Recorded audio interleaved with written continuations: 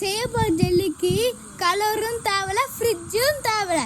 வாங்க எப்படி செய்து பார்க்கலாம். மாம்பழத்தை கழுவிக்கலாம். இப்போ நாம மாம்பழத்தை கழுவுறோம். மாம்பழத்தை எடுத்து தத்துல வச்சுக்கலாம். மாம்பழத்தோட தோல்ல சீவிக்கலாம்.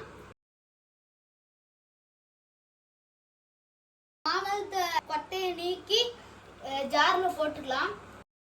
இப்போ ஜார்ல மேங்காவை போட்டாச்சு. இப்போ அரைச்சிக்கலாம்.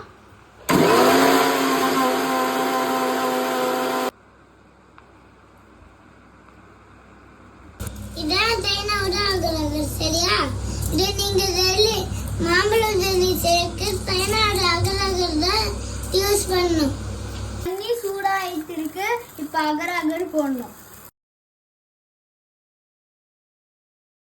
நீங்க கடையில உங்கிற கலர் ஜெல்லிலாம் ரொம்ப கெடுதல்.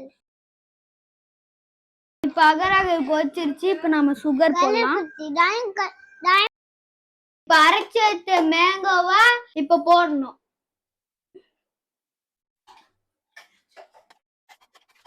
நல்லா கொதி வந்துச்சு. இப்போ ஆஃப் பண்ணிக்கலாம்.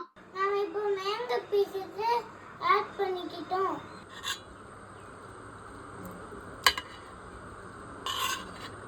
செம்மையா இருக்கும். பாய்.